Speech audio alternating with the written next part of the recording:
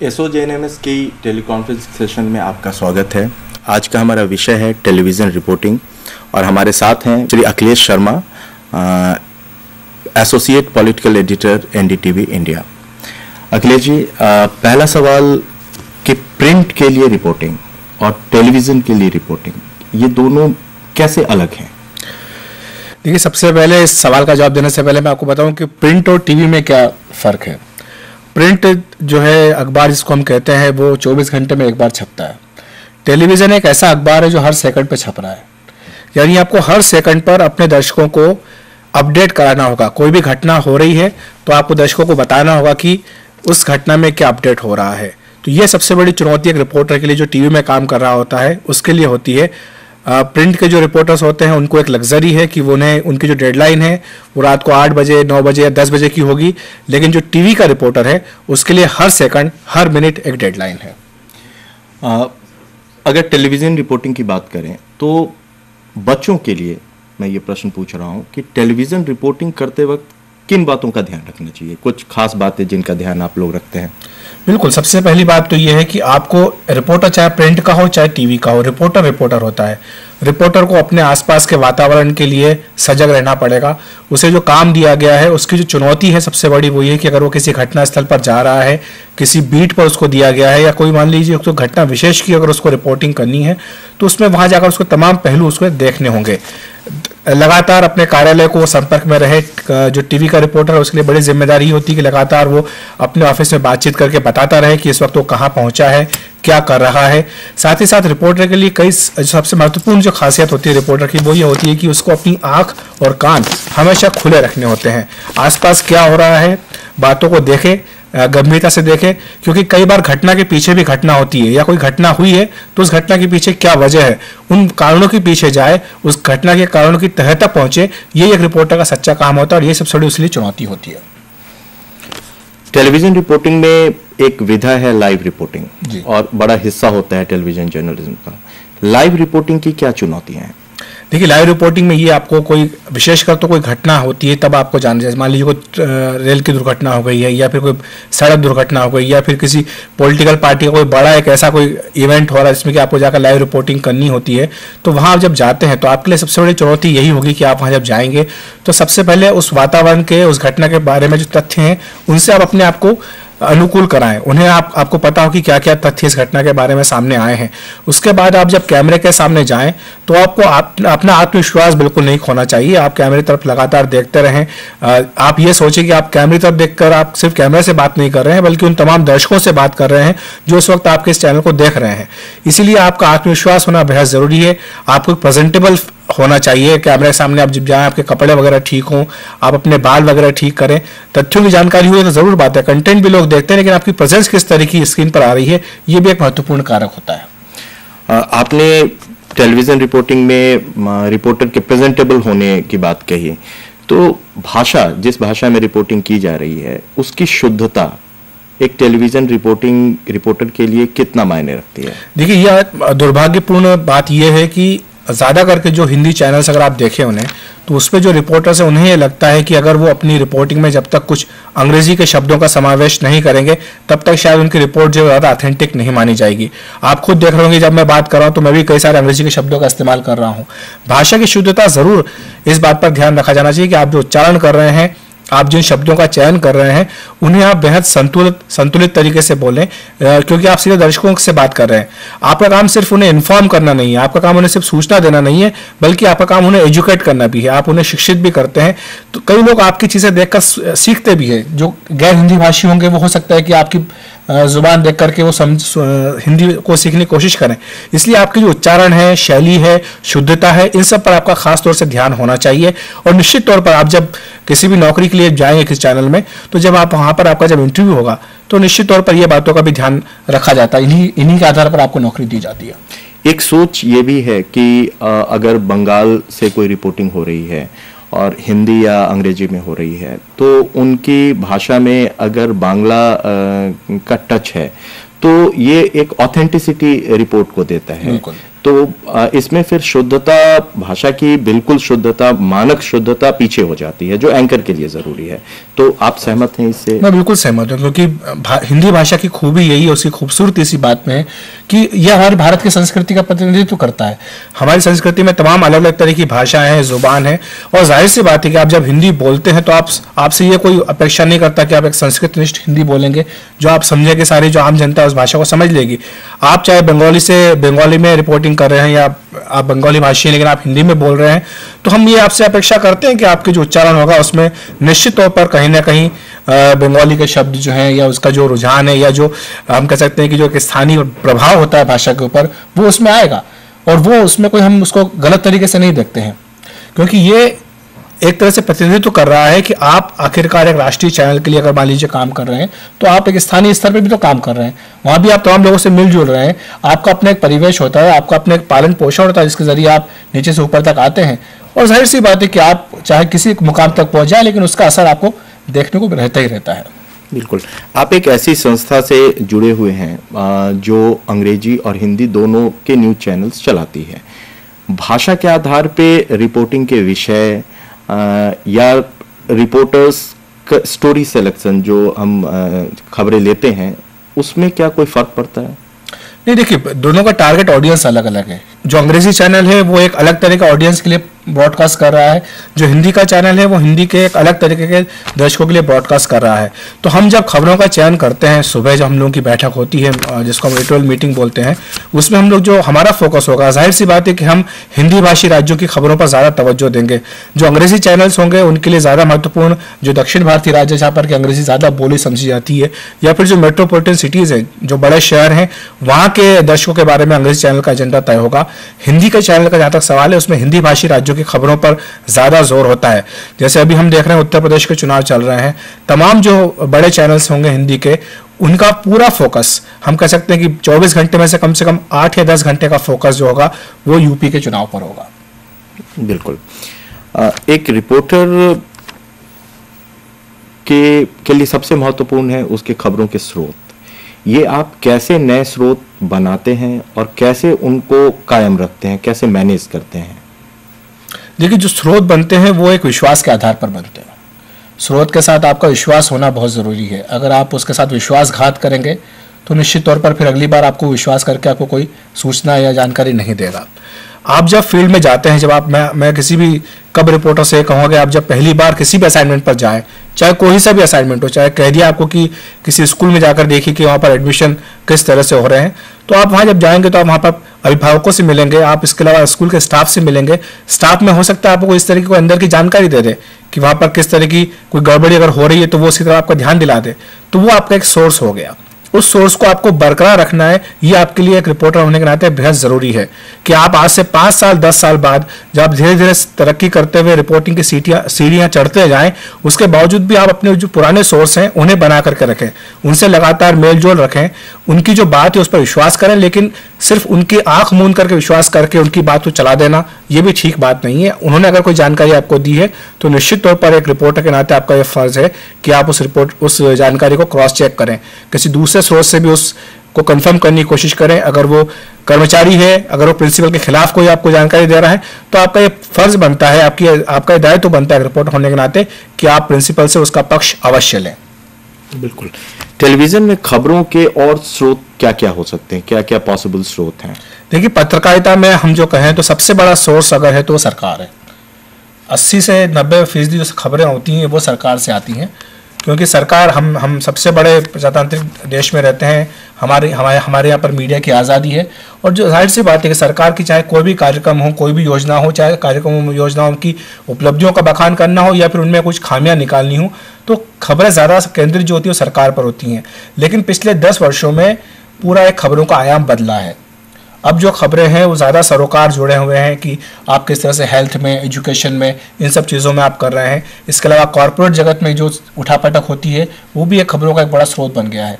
इसके अलावा आप अगर देखें तो स्पोर्ट्स या एंटरटेनमेंट या इस तरह की जो इंडस्ट्रीज़ हैं उनमें भी लोगों की दिलचस्पी होती है, तो वो भी एक अलग क्षेत्र जो है रिपोर्टिंग में सामने आ रहा है। तो ये तमाम जो इलाके हैं, नए नए इलाके हैं, इनको रिपोर्टिंग के क्षेत्र में एक्सप्लोर किया जा रहा है, और हमें लगता है कि ये आने वाले दिनों में इन्हीं ज़्यादा इन्हीं इलाकों में ज़्यादा लोगों को काम करने का अवसर मिलेगा।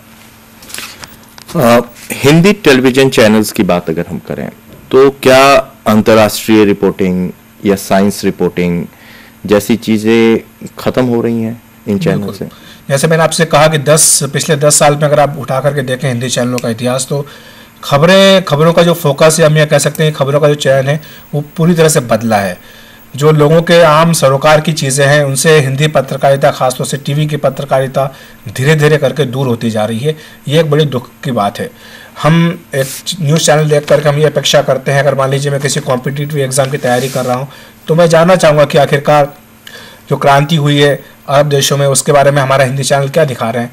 लेकिन जब मैं चैनल खोलूँगा तो हो सकता है मुझे कुछ और वहाँ पर नाच गाना या कुछ इसी तरह कुछ मसाला देखने को मिले।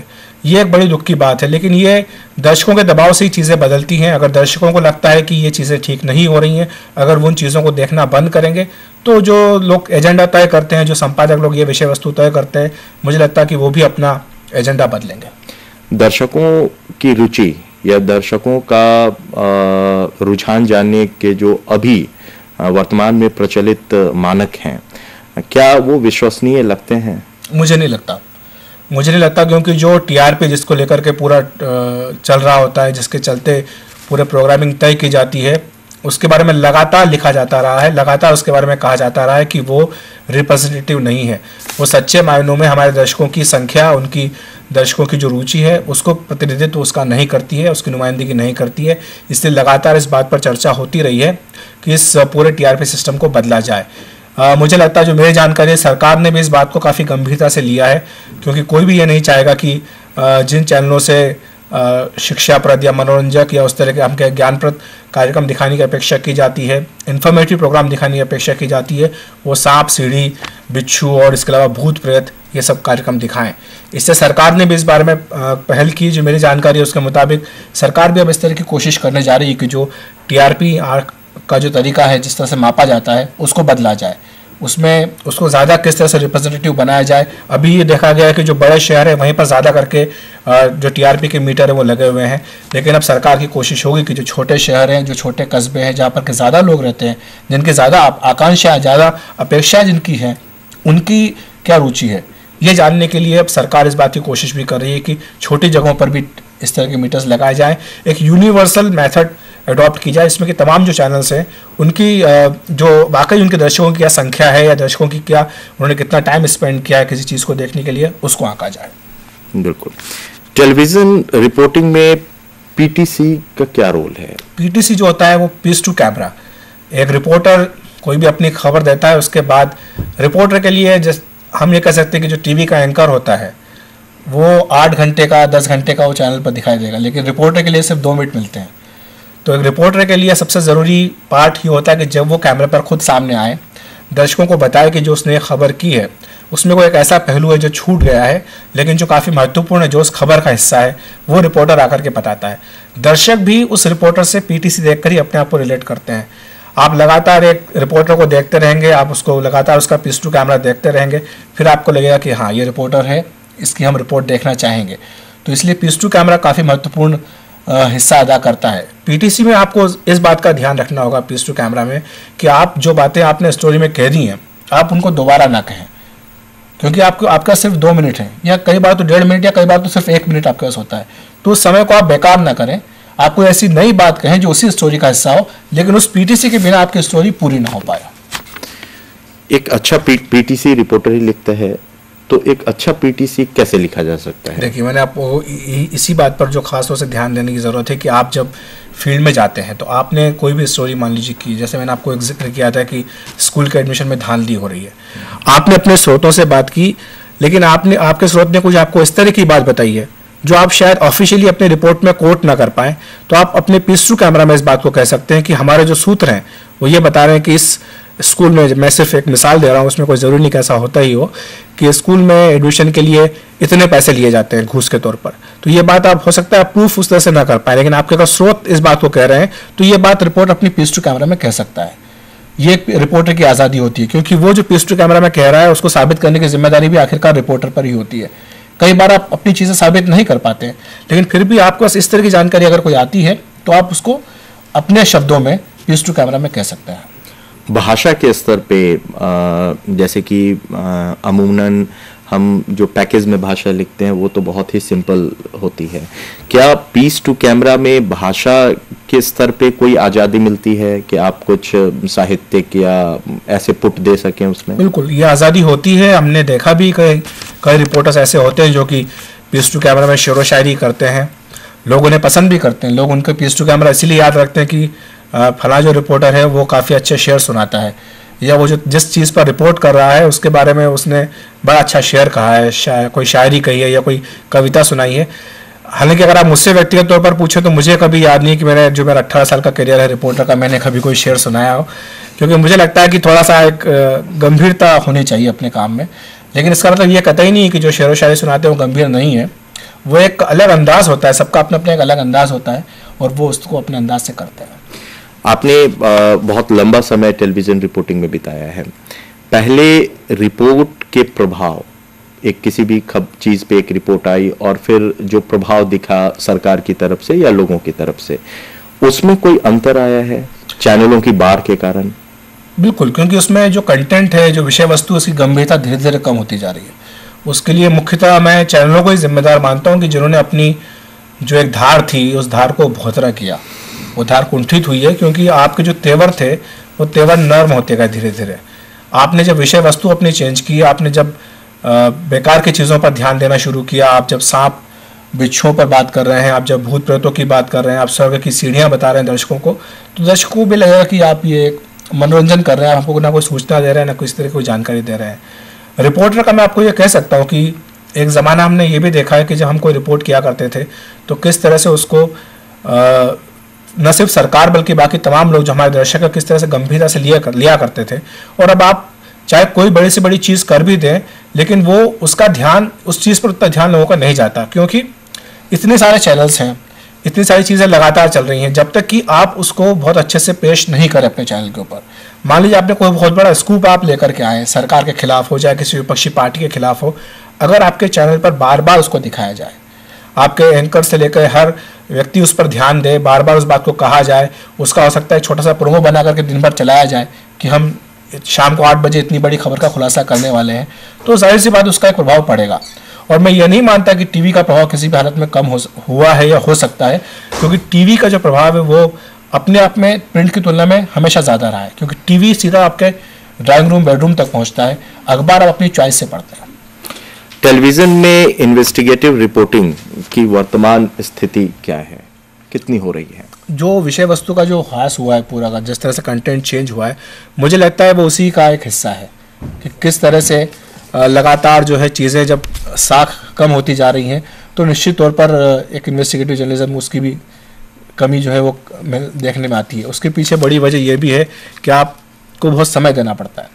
आप किसी रिपोर्टर से अगर आप ये अपेक्षा करें कि वो कोई बड़ी खबर ढूंढ के लाएगा तो आपको उसको कम से कम हफ्ता, 10 दिन, कई बार तो महीने, 2 महीने, 6 महीने तक आपको समय देना होगा। आजकल के जो चैनल्स है उसमें इतना स्टाफ कम होता है, रिसोर्सेज पर इतना कम ध्यान है कि मुझे नहीं लगता कि कोई चैनल किसी रिपोर्टर को 6 महीने के लिए स्पेयर कर सकता है।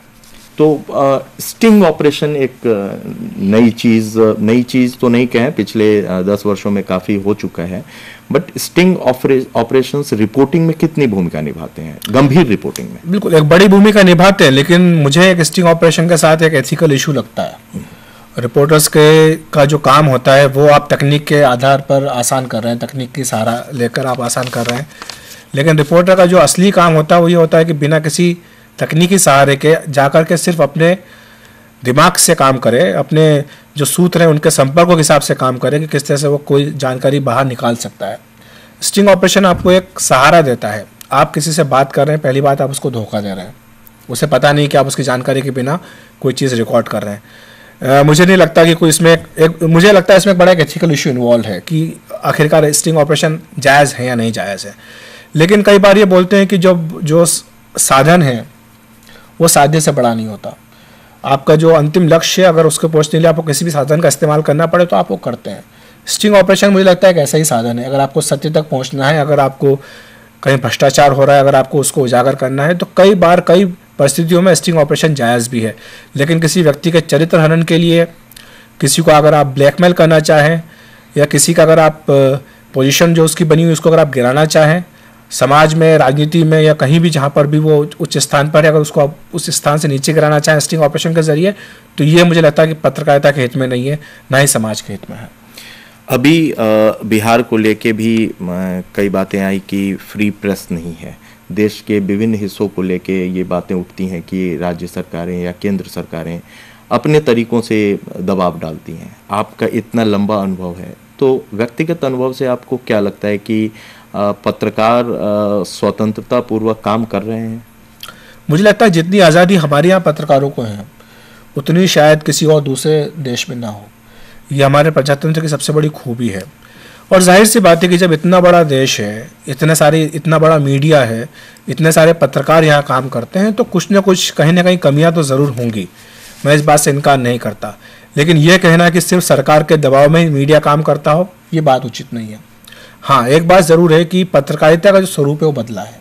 वो इस मायने में बदला है कि जो पत्रकारिता पहले जन सरोकार के लिए होती थी, उस पर आजकल बाजार जो है वो हावी हो गया है, कॉरपोरेट उस पर हावी हो गया है।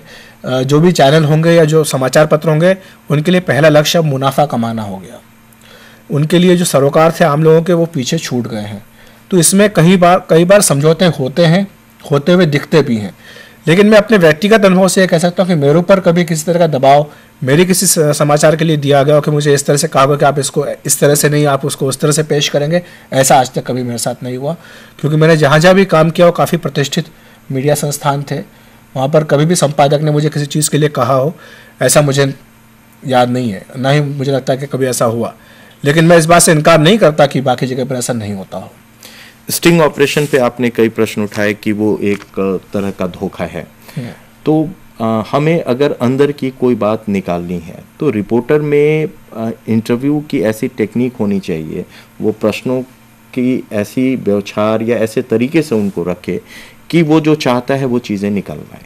तो एक रिपोर्टर एक सफल साक्षात्कार कैसे ले सकता है? बिल्कुल, आपने बड़ा महत्वपूर्ण प्रश्न किया, क्योंकि आप स्टिंग ऑपरेशन आप तब करते हैं जब वहाँ पर आपकी पत्रकारिता की जो सामान्य जो चीज़ें हैं या आपकी जो अद्वितीय क्षमताएं हैं वहाँ पर जहाँ फेल हो जाती हैं, जहाँ वो नाकाम होती है, वहाँ पर फिर आपको दूसरे सहारों की आवश्यकता पड़ती है, जिसमें एक स्टिंग ऑपरेशन है कि आप किसी से कोई चीज़ उगलवाना चाहते हैं लेकिन वो कहने के लिए तैयार नहीं है, तो इसलिए आपको कैमरे पर जाकर के, छिपा हुआ कैमरा आप लेकर के जाएंगे, आप उससे वही बात ये प्रतीत करते हुए कि आप आमने सामने बात कर रहे हैं, आप उसको धोखे से रिकॉर्ड कर रहे हैं, उसके बाद आप उसके खिलाफ इस्तेमाल कर रहे हैं, ये तभी होता है।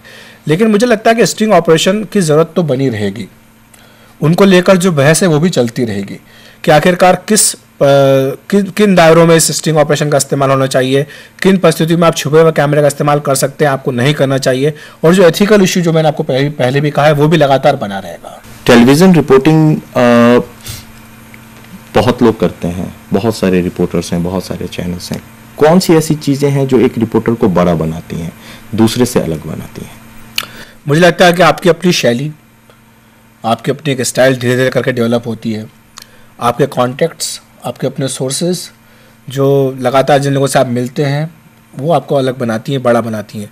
लेकिन मुझे लगता है कोई भी रिपोर्टर बड़ा या छोटा नहीं होता, हर व्यक्ति अपने क्षमता के हिसाब से अपना काम कर रहा होता है, उसे एक जिम्मेदारी दी गई है एक संस्थान की तरफ से, वो अपनी नौकरी कर रहा है और वो उसको पूरी करने की कोशिश करता है।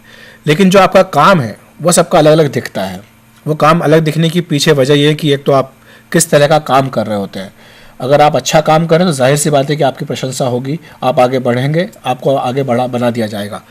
लेकिन कई बार जो चीज़ें होती हैं, मैं हमेशा अपने जो बाकी जो यंग साथी आते हैं वो मुझसे पूछते हैं किस तरह रिपोर्टिंग करना है, तो मैं उनको ये बोलता हूँ कि आप अपने जो सूत्र हैं जिनसे आपने मुलाकात की होगी, आप उनका संपर्क न छोड़ें, आप उनसे लगातार बातचीत करते रहें, आप उनके संपर्क में रहें।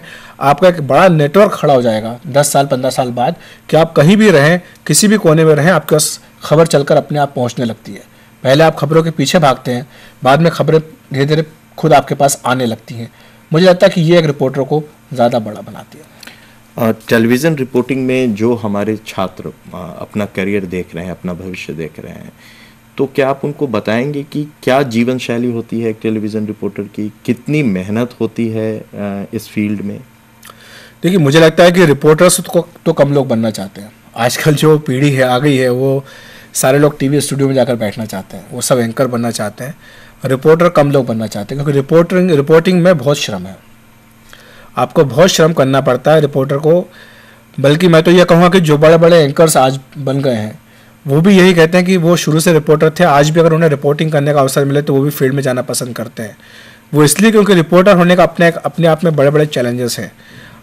कई बार जब होता है कि जब हम लोग भी शुरू में टीवी चैनलों में नौकरी का प्रयास कर रहे थे, तब उन्होंने कहा था कि आपने शादी तो नहीं की है, तब मेरी शादी नहीं हुई थी, मैंने कहा नहीं अभी शादी नहीं हुई है, तो फिर उन्होंने कहा कि आप शादी मत कीजिएगा क्योंकि आप अपने घर परिवार के लिए बिल्कुल समय नहीं दे पाएंगे, ये टीवी रिपोर्टिंग का ये काम होता है। 18-18, 20-20 घंटे भी कई बार काम किया है। कई बार ऐसा हुआ है कि 3-3, 4-4 दिन आप दफ्तर में रहे या आप फील्ड में रहे, आपको कहीं कुछ करने का मौका नहीं मिला। इस तरह की घटनाएं भी होती हैं। लेकिन सबसे बड़ी बात तो यही कि यही तो आपके लिए चैलेंज है। अगर आपको ये चीज़ें अच्छी लगती हैं तो तभी आप इस फील्ड में आ रहे हैं, तभी आप रिपोर्टर बन रहे हैं, वरना कई भी और सारे काम के आराम की चीज़ें जो आप नौकरियां कर सकते हैं। लेकिन अगर आपके मन के अंदर एक जिजीविषा है कि आप जीवन में कुछ करना चाहते हैं, आपको अगर चुनौतियां पसंद हैं, अगर आपको ये लगता है कि आप समाज के लिए कुछ करना चाहते हैं, आप हमारे देश के लिए कुछ करना चाहते हैं, तो ज़रूर आपको इस फील्ड में आना चाहिए। लेकिन मैं आपको बता दूं कि यह काम आसान नहीं है, बेहद मुश्किल है। टेलीविज़न रिपोर्टर्स एक शिकायत ये भी होती है कि जो लोग बड़े चैनल्स में काम कर रहे हैं उनको तो एक सपोर्ट मिलता है, लेकिन जो स्ट्रिंगर जो नीचे के लेवल पे जो रिपोर्टर्स काम कर रहे हैं उनको लगातार कई बार प्रेशर का सामना करना पड़ता है, कई मुश्किलें आती हैं। तो इस बारे में आपकी क्या राय है? वो जब तक हमारी पूरी टीवी इंडस्ट्री में रिफॉर्म नहीं होगा तब तक वो चीज़ें दूर नहीं हो पाएंगी। स्ट्रिंगर्स जो हैं वो बैकबोन होते हैं किसी भी न्यूज़ चैनल के लिए, चाहे आप अगर अखबार की बात करें चाहे टीवी की बात करें, दोनों के लिए स्ट्रिंगर्स जो हैं वो बैकबोन है, रीढ़ की हड्डी हैं, उनके बिना कोई भी चैनल नहीं चल सकता। हमारा देश इतना बड़ा है कि आपके लिए संभव नहीं है किसी भी चैनल के लिए आप हर जगह अपने अपने संवाददाता रखें, इसलिए कुछ ऐसे लोग रखे जाते हैं जो कि आपके लिए या तो कोई खबर विशेष होगी तब उन्हें कहा जाए कि आप इसको हमें करके दीजिए, तब उसके लिए वो करके देंगे, तो उसके हिसाब से उनको रकम दी जाती है। या फिर कई बार ये होता है कि आप अपने संवाददाताओं को भी फील्ड में भेजते हैं, तो वहाँ पर भी आपके जो स्ट्रिंगर्स हैं वहाँ के संवाददाता आपके स्ट्रिंगर्स के साथ मिले बिना या उनसे बातचीत किए बिना अपना काम नहीं कर सकते। स्ट्रिंगर्स की अपनी मजबूरियाँ हैं, उनकी दिक्कतें हैं। बड़े चैनलों की बात तो मैं नहीं करूँगा, लेकिन हाँ यह बात ज़रूर कि जो छोटे चैनल्स आए हैं उनके स्ट्रिंगर्सों को बहुत दिक्कत है। कई बार तो उनका शोषण इस तरह भी किया जाता है कि आपसे उनसे कह दिया गया कि आप हमें पैसे दे दीजिए, हम आपको कैमरा दे देंगे, हम आपको अपना आई कार्ड दे देंगे, आपको माइक का लोगो दे देंगे, उसके बाद अपने हिसाब से आप काम कीजिए। उन्हें भी इस तरह की शिकायतें चैनल्स के मालिकों को मिलती रही हैं कि स्ट्रिंगर्स आपके चैनल का नाम का इस्तेमाल करके वहाँ पर उगाई कर रहा है या किसी को ब्लैकमेल कर रहा है। तो ये सब दिक्कतें हैं। ये दिक्कतें इसलिए आई हैं क्योंकि हमारे यहाँ टीवी इंडस्ट्री का पिछले 15 साल में 20 साल में एकदम से हम कह सकते हैं कि बूम हुआ है, ये एक्सप्लोजन हुआ, विस्फोट हुआ है। इस विस्फोट को अभी तक कंट्रोल में नहीं किया सका।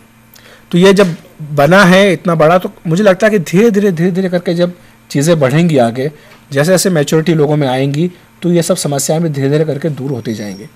एक महत्वपूर्ण सवाल इससे जुड़ा हुआ है पेड न्यूज़ का। जिस तरह से चल रहा है कि पिछले चुनाव में इस तरह से हुआ था, तो निश्चित तौर पर ये भी एक बड़ा मसला है। और मुझे लगता है कि जैसे जैसे हम लोग मैच्योर होंगे, हमारा टीवी मैच्योर होगा, ये तमाम समस्याएं दूर होती चली जाएगी।